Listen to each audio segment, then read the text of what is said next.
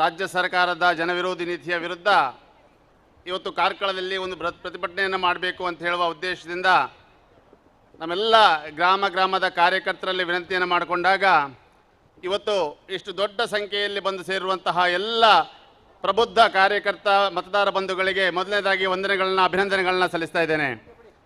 ಈ ಒಂದು ಪ್ರತಿಭಟನಾ ಸಭೆಯಲ್ಲಿ ಉಪಸ್ಥಿತಿರುವಂತಹ ಮಾನ್ಯ ಶಾಸಕರೇ, ಪಕ್ಷದ ಅನನ್ಯ ಜವಾಬ್ದಾರಿ ಇರುವಂತಹ ಎಲ್ಲ ಪ್ರಮುಖರೇ, ಸೇರಿರುವಂತಹ ಎಲ್ಲ ಕಾರ್ಯಕರ್ತ ಮತದಾರ ಬಂಧುಗಳೇ, ನಮಗೆಲ್ಲರಿಗೂ ಗೊತ್ತಿದೆ ಈ ರಾಜ್ಯ ಸರ್ಕಾರದ ಜನವಿರೋಧಿ ನೀತಿ ನಮಗೆಲ್ಲರಿಗೂ ದಿನ ಬೆಳಗಿದ್ರೆ ನಮ್ಮೆಲ್ಲ ಸಮಸ್ಯೆಗಳ ಬಗ್ಗೆ ನಮಗೆಲ್ಲರಿಗೂ ಅರಿವಿದೆ. ಕಳೆದ 2 ವರ್ಷಗಳಿಂದ ಆಳ್ವಿಕೆಯನ್ನು ಮಾಡ್ತಾ ಇರುವಂತಹ ಈ ಒಂದು ರಾಜ್ಯ ಸರ್ಕಾರ ನಮ್ಮ ಮೂಲಭೂತ ಸೌಕರ್ಯಗಳಿಗೆ, ಅದು ರೇಷನ್ ಕಾರ್ಡ್ ಇರ್ಬೋದು ಅಥವಾ ಹಾಲಿನ ದರ ಇರ್ಬೋದು, ದಿನಬಳಕೆ ವಸ್ತು ಬೆಲೆ ಇರ್ಬೋದು, ಎಲ್ಲ ಬೆಲೆಗಳಲ್ಲೂ ಕೂಡ ಏರಿಕೆಯನ್ನು ಮಾಡ್ತಾ ನಮ್ಮ ಕರಾವಳಿಗೆ ಸಂಬಂಧಿಸಿದರೆ ಇವತ್ತು ಮರಳು, ನಮಗೆ ಇಲ್ಲಿ ಮೂಲಭೂತ ಸೌಕರ್ಯಕ್ಕೆ, ನಮಗೆ ಮನೆ ಕಟ್ಟಲಿಕ್ಕೆ, ಬೇರೆ ಬೇರೆ ವ್ಯವಸ್ಥೆಗಳಿಗೆ ಬೇಕಾದಂತಹ ವ್ಯವಸ್ಥೆಗಳು ಇವತ್ತು ಸರಿಯಾಗಿ ಆಗ್ತಾ ಇರುವಂಥದ್ದು ನಮಗೆಲ್ಲರಿಗೂ ಗೊತ್ತಿದೆ. ಈ ಸರ್ಕಾರ ಬಂದ ಕೂಡಲೇ ಇದೇ ಜಾಗದಲ್ಲಿ ಬಹುಶಃ ಇತಿಹಾಸದಲ್ಲಿ ಹಿಂದೆಂದೂ ಆಗದೇ ಇರುವಂತಹ ಒಂದು ಪ್ರತಿಭಟನೆ ಈ ಜಾಗದಲ್ಲಿ ನಡೆದಿತ್ತು. ಯಾವುದೇ ರಾಜಕೀಯವಿಲ್ಲದೆ ಎಲ್ಲ ಲಾರಿ ಮಾಲಕರು ತಮ್ಮ ಲಾರಿಗಳನ್ನು ತಿಂಗಳುಗಟ್ಟಲೆ ಇಲ್ಲಿ ತಂದು ನಿಲ್ಲಿಸಿದ್ರು. ನಮಗೆಲ್ಲರಿಗೂ ನೆನಪಿದೆ. ತಿಂಗಳುಗಟ್ಟಲೆ ತಮ್ಮ ಅನ್ನಕ್ಕಾಗಿ ಲಾರಿಯನ್ನು ಹಿಡ್ಕೊಂಡು ದುಡಿತಾ ಇರುವಂತಹ, ಮರಳು ಸಾಗಿಸ್ತಾ ಇರುವಂತಹ, ಕೆಂಪು ಕಲ್ಲು ಸಾಗಿಸ್ತಾ ಇರುವಂತಹ ಎಲ್ಲ ಲಾರಿ ಮಾಲೀಕರು, ಚಾಲಕರು ಇಲ್ಲಿ ತಿಂಗಳುಗಟ್ಟಲೆ ಬಂದು ಇಲ್ಲಿ ಪ್ರತಿಭಟನೆಯನ್ನು ಮಾಡಿದರು ಈ ರಾಜ್ಯ ಸರ್ಕಾರದ ವಿರುದ್ಧ. ಬಹುಶಃ ಇತಿಹಾಸದಲ್ಲಿ ಇರಲಿಕ್ಕಿಲ್ಲ. ಕಳೆದ 2 ವರ್ಷಗಳಿಂದ ನೋಡ್ತಾ ಇದ್ದೇವೆ ಈ ರಾಜ್ಯದಲ್ಲಿ ಇರುವಂತಹ ಎಲ್ಲ ಇಲಾಖೆಯ, ಪೊಲೀಸ್ ಇಲಾಖೆಯನ್ನು ಸೇರಿಸಿಕೊಂಡು ಎಲ್ಲ ಇಲಾಖೆಯ ಸಿಬ್ಬಂದಿಗಳು ಇವತ್ತು ಪ್ರತಿಭಟನೆಯನ್ನು ಮಾಡಿದ್ದನ್ನು ನಾವು ನೋಡ್ತಾ ಇದ್ದೇವೆ. ಅದು ವಿಎಗಳಿಂದ ಹಿಡಿದು ಅಂಗನವಾಡಿ ಇರ್ಬೋದು, ಆಶಾ ಕಾರ್ಯಕರ್ತರು ಇರ್ಬೋದು, ಕಂದಾಯ ಇಲಾಖೆ ಅಧಿಕಾರಿಗಳಿರ್ಬೋದು, ಪೊಲೀಸ್ ಇಲಾಖೆ ಇರ್ಬೋದು, ಎಲ್ಲ ಇಲಾಖೆಯ ಅಧಿಕಾರಿಗಳು ಕೂಡ, ಎಲ್ಲ ಇಲಾಖೆಯ ಸದಸ್ಯರು ಕೂಡ ಪ್ರತಿಭಟನೆಯನ್ನು ಮಾಡಿದ್ದು ರಾಜ್ಯದಲ್ಲಿ ಬಹುಶಃ ಹೊಸ್ತು ಅಂತ ಹೇಳುವಂಥದ್ದು ನಮಗೆಲ್ಲರಿಗೂ ಗೊತ್ತಿದೆ. ನಾವೆಲ್ಲರೂ ಗ್ರಾಮ ಪಂಚಾಯತ್ನ ಹೆಚ್ಚಿನ ಎಲ್ಲ ಗ್ರಾಮ ಪಂಚಾಯತ್ ಸದಸ್ಯರಿದ್ದಾರೆ. ಬಹುಶಃ ಪ್ರಜಾಪ್ರಭುತ್ವ ವ್ಯವಸ್ಥೆಯಲ್ಲಿ, ಶಾಸಕಾಂಗ ವ್ಯವಸ್ಥೆಯಲ್ಲಿ ಸಾಮಾನ್ಯ ಜನರು, ಹಳ್ಳಿಯ ಜನರು ಮೊದಲಾಗಿ ತಮ್ಮ ಸಮಸ್ಯೆಗಳನ್ನು ಯಾರ ಹತ್ರ ಕೇಳ್ತಾರೆ ಅಂತ ಹೇಳಿದರೆ ಅದು ಗ್ರಾಮ ಪಂಚಾಯತ್ ಸದಸ್ಯರು, ಗ್ರಾಮ ಪಂಚಾಯತ್ ಆಡಳಿತ, ಗ್ರಾಮ ಪಂಚಾಯತ್ನ ಅಧ್ಯಕ್ಷರ ಮುಖಾಂತರ ಅವರು ಸಮಸ್ಯೆಗಳನ್ನ ಹೇಳಲಿಕ್ಕೆ ಶುರು ಮಾಡ್ತಾರೆ.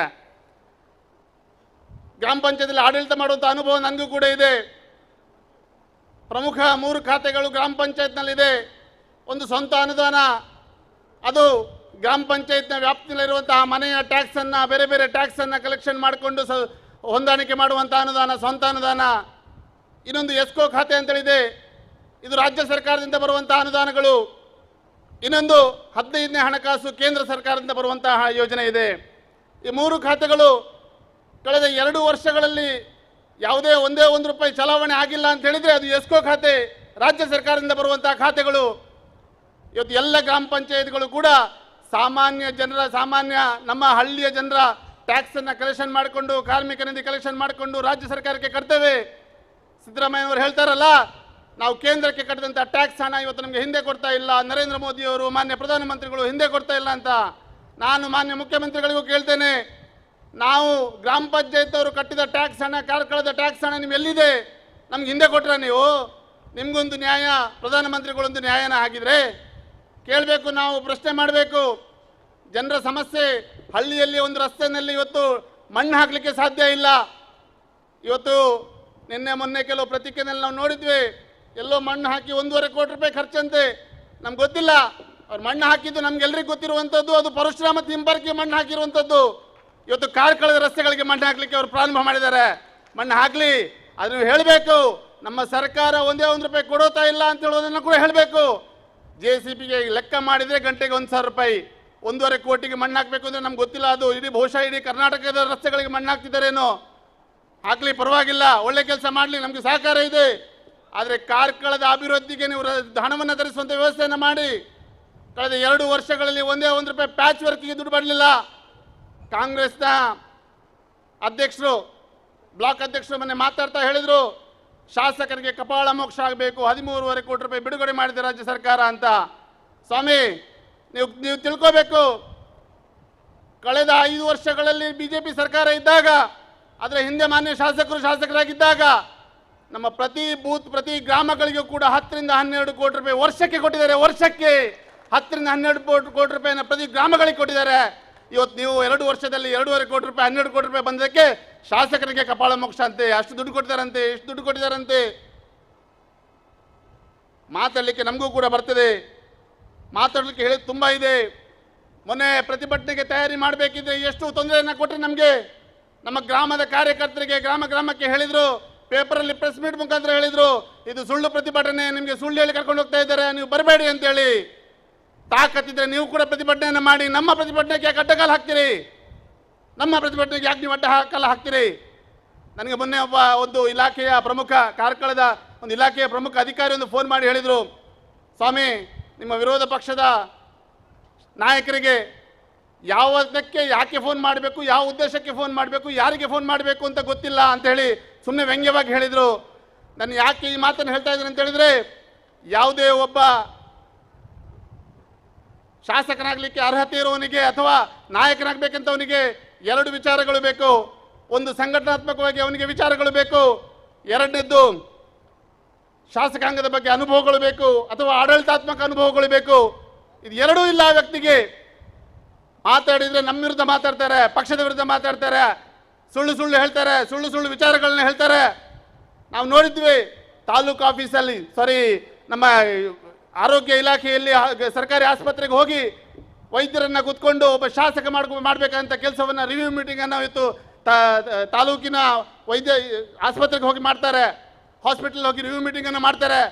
ಬಹುಶಃ ಈ ಜಿಲ್ಲೆಯಲ್ಲಿ ಒಬ್ಬ ದಕ್ಷ SP ಇದ್ದಾರೆ, ಇಲ್ಲ ಅಂತೇಳಿ ಆದರೆ DYSP ಆಫೀಸಿಗೆ ಹೋಗಿ ಕೂತ್ಕೊಂಡು ಎಲ್ಲ SIಗಳನ್ನ ಕರೆದು ಕೂಡ ಕೂತ್ಕೊಂಡು ಮೀಟಿಂಗ್ ಮಾಡಲಿಕ್ಕೂ ಸಾಕೇನು. ಬಹುಶಃ ದಕ್ಷ ಅಧಿಕಾರಿಯಿಂದ ಇವತ್ತು ಅದು ಮಾಡ್ಲಿಕ್ಕೆ ಸಾಧ್ಯ ಆಗ್ತಾ ಇಲ್ಲ ಅಂತ ಹೇಳಿದರೆ ಆಡಳಿತವನ್ನು ಯಾವ ಥರ ಬೇಕಾದರೆ ಮಾಡ್ಬೋದು. ನಮ್ಮ ಸರ್ಕಾರ ಇದೆ, ನಮಗೆ ಹೇಳೋರು ಕೇಳೋರು ಇಲ್ಲ ರೀತಿಯಲ್ಲಿ ಇವತ್ತು ಕಾರ್ಕಳದಲ್ಲಿ ದಬ್ಬಾಳಿಕೆ ರಾಜಕಾರಣ ಆಗ್ತಾ ಇದೆ. ನಮ್ಮೆಲ್ಲ ಹಿಂದೂ ಕಾರ್ಯಕರ್ತರ ದಮನ ಮಾಡಲಿಕ್ಕೆ ಪ್ರಯತ್ನವನ್ನು ಮಾಡ್ತಾ ಇದ್ದಾರೆ. ನಮ್ಮ ಹಿಂದೂ ಕಾರ್ಯಕರ್ತರ ಮೇಲೆ ಕೇಸ್ಗಳನ್ನ ಹಾಕಿಸುವಂಥ ಕೆಲಸವನ್ನು ಮಾಡ್ತಾ ಇದ್ದಾರೆ. ನಮ್ಗೆ ಗೊತ್ತಿಲ್ಲ, ನೀವು ಬೇರೆ ಬೇರೆ ರೀತಿಯಲ್ಲಿ ಸಮಾಜ ಸೇವೆಯನ್ನು ಮಾಡಿರ್ಬೋದು, ಆದರೆ ಕಳೆದ 3 ವರ್ಷಗಳ ಹಿಂದೆ ಕೋವಿಡ್ ಬಂದಾಗ, ಕೋವಿಡ್ನ ಸಂದರ್ಭದಲ್ಲಿ ರಾತ್ರಿ ಹಗಲು ಮನೆ ಎಲ್ಲ ಮಠ ಬಿಟ್ಟು ಹೆಂಡತಿ ಮಕ್ಕಳನ್ನ ಬಿಟ್ಟು ಕಳೆದ ತಿಂಗಳಾನುಗಟ್ಟಲೆ ಸೋಷಲ್ ವರ್ಕ್ ಸಮಾಜ ಸೇವೆ ಮಾಡಿದ್ದು ಯಾರು ಅಂತ ಕೇಳಿದರೆ ನಮ್ಮ ಇದೇ ಪರಿವಾರ ಸಂಘಟನೆ, ಬಜರಂಗ ದಳದ, ವಿಶ್ವ ಹಿಂದೂ ಪರಿಷತ್ನ, ಜಾಗರಣ ವೇದಿಕೆ ಕಾರ್ಯಕರ್ತರು, ಯುವ ಮೋರ್ಚಾ ಕಾರ್ಯಕರ್ತರು. ಇವತ್ತು ಅವರ ಮೇಲೆ ಕೇಸ್ಗಳನ್ನ ಹಾಕ್ತಾ ಇದ್ದೀರಿ ನೀವು. ಮುಂಬೈಯಿಂದ ಬಂದಿರುವಂಥ ಅಷ್ಟು ಕ್ವಾರಂಟೈನ್ ಕೇಂದ್ರಗಳು, 38 ಕ್ವಾರಂಟೈನ್ ಕೇಂದ್ರಗಳು ಶಾಸಕರ ನೇತೃತ್ವದಲ್ಲಿ ಮಾಡಿದ್ರಲ್ಲ, ಯಾರು ಮಾಡಿದ್ದು? ಇದೇ ನಮ್ಮ ಹಿಂದೂ ಸಂಘಟನೆ ಕಾರ್ಯಕರ್ತರು, ನಮ್ಮ ಯುವ ಮೋರ್ಚಾ ಕಾರ್ಯಕರ್ತರು, ನಮ್ಮ ಯುವಕರು ಮಾಡಿದ್ದು, ಇದೇ ಪರಿವಾರ ಸಂಘಟನೆ ಕಾರ್ಯಕರ್ತರು ಮಾಡಿದ್ದು. ಇವತ್ತು ಅವರ ಮೇಲೆ ಸುಳ್ಳು ಮೊಕದ್ದಮೆಗಳನ್ನ ಹಾಕ್ತೀರಿ ನೀವು, ಅವ್ರನ್ನ ಎತ್ತಿ ಕಟ್ಟುವ ಕೆಲಸವನ್ನು ಮಾಡ್ತೀರಿ, ಅವ್ರ ಉದ್ಯಮಗಳಿಗೆ ಹೊಡೆತವನ್ನು ಕೆಲಸವಂತ ಮಾಡ್ತೀರಿ.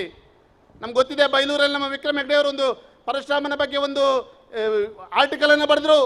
ಮಧ್ಯಾಹ್ನದ ಹೊತ್ತಿಗೆ ಅವರ ವೈನ್ ಶಾಪ್ನ ಮೇಲೆ ರೈಡ್ ಆಗ್ತದೆ. ಇನ್ನೊಬ್ಬ ನಮ್ಮ ಕಾರ್ಯಕರ್ತ ಯಾವುದೋ MC ಮಾಡಿದ್ರು, ಅವರ ಉದ್ಯಮಕ್ಕೆ ರೈಡ್ ಆಗ್ತದೆ. ಈ ತುಳುವಲ್ಲಿ ಹೇಳ್ತಾರೆ, ಬಾಲೆನ್ ಕಿಂಕದ ಬೊಕ್ಕ ಅವನ ಸಮಾಧಾನ ಮಲ್ಪಿರುತ್ತಾ, ಹಾಗೆ ಸುರಿ ಕಂಪ್ಲೇಂಟ್ ಕೊಟ್ಟು ತೊಂದರೆ ಕೊಟ್ಟು ಮತ್ತೆ ಪ್ರೆಸ್ ಮೀಡಿಯಾದವರು ಎದುರು ನಾನು ಹಾಗೆ ಮಾಡಲಿಲ್ಲ, ನಂದಲ್ಲ, ನಾನು ಸರಿ ಮಾಡಿ ಕೊಡ್ತೇನೆ ಅಂತ ಹೇಳುವಂಥದ್ದು. ಅಂದರೆ ತೊಂದರೆ ಕೊಡೋದು ಇವರೇ, ಆದಮೇಲೆ ಸಮಾಧಾನ ಮಾಡೋದು ಕೂಡ ಇವರೇ. ಈ ಥರ ಕೆಲಸವನ್ನು ನಮ್ಮ ಹಳ್ಳಿಯ ಕಾರ್ಯಕರ್ತರಿಗೆ ಮಾಡ್ತಾ ಇದ್ದಾರೆ. ಫಸ್ಟಿಗೆ ತೊಂದರೆ ಕೊಡುವಂಥ ಕೆಲಸವನ್ನು ಮಾಡ್ತಾ ಇದ್ದಾರೆ, ನಂತರ ಕರೆದು ಅದು ನಾನು ಮಾತಾಡಿ ಸರಿ ಮಾಡ್ತೇನೆ ಅಂತ ಹೇಳುವಂಥ ಕೆಲಸವನ್ನು ಮಾಡ್ತಾ ಇದ್ದಾರೆ. ಯಕ್ಷಗಾನದಲ್ಲಿ ಆಗಿದ್ದು ಇದೇನೆ, ಯಕ್ಷಗಾನದಲ್ಲೂ ಆಗಿದ್ದು ಇದನ್ನೇ. ಯಾಕೆ ಸ್ವಾಮಿ ದ್ವೇಷ ರಾಜಕಾರಣ? ಕಳೆದ ಇಷ್ಟು ವರ್ಷಗಳಲ್ಲಿ ಆಡಳಿತ ಆಗ್ತಾ ಇತ್ತು ಕಾರ್ಕಳದಲ್ಲಿ. ಕಾಂಗ್ರೆಸ್ನ ಶಾಸಕರು ಕೂಡ ಇದ್ದರು, ಕಾಂಗ್ರೆಸ್ಸಿನ ಮುಖ್ಯಮಂತ್ರಿ ಆದವರು ಕೂಡ ಇದ್ದರು. ಆದರೆ ಈ ಥರದ ದ್ವೇಷ ರಾಜಕಾರಣವನ್ನು ಯಾರೂ ಕೂಡ ಮಾಡಿಲ್ಲ. ಇವತ್ತು ನೀವು ಪ್ರಾರಂಭ ಮಾಡಿದಿರಿ. ಅದನ್ನು ಎದುರಿಸುವಂಥ ತಾಕತ್ತು ನಮ್ಮ ಹಿಂದೂ ಕಾರ್ಯಕರ್ತರಿಗಿದೆ, ನಮ್ಮ ಈ BJPಯ ಕಾರ್ಯಕರ್ತರಿಗಿದೆ. ಕೇಸ್ಗಳನ್ನ ಎಷ್ಟು ಬೇಕಾದ್ರೆ ಹಾಕಿ ತೊಂದರೆ ಇಲ್ಲ, ಅದು ಎದುರಿಸುವಂಥ ತಾಕತ್ತು ಕೂಡ ನಮ್ಮ ಕಾರ್ಯಕರ್ತರಿಗಿದೆ. ಎಲ್ಲ ಕಾರ್ಯಕರ್ತರ ಮೇಲೂ ಕನಿಷ್ಠ 2-3 ಕೇಸ್ಗಳು ಇದ್ದೇ ಇದೆ. ಕೇಸ್ ಇಲ್ಲದೆ ಇರುವಂಥ ಕಾರ್ಯಕರ್ತ BJPಯಲ್ಲಿ ಯಾರೂ ಕೂಡ ಇಲ್ಲ. ಪದೇ ತೊಂದರೆಗಳನ್ನ ಮಾಡ್ತಾ ಇದ್ರಿ ನೀವು, ಸಹಿಸಿಕೊಳ್ಳಲಿಕ್ಕೆ ಸಾಧ್ಯ ಇಲ್ಲ. ಪರಶುರಾಮನ ವಿಚಾರದಲ್ಲಿ ನಾನು ಹೇಳಲೇಬೇಕು.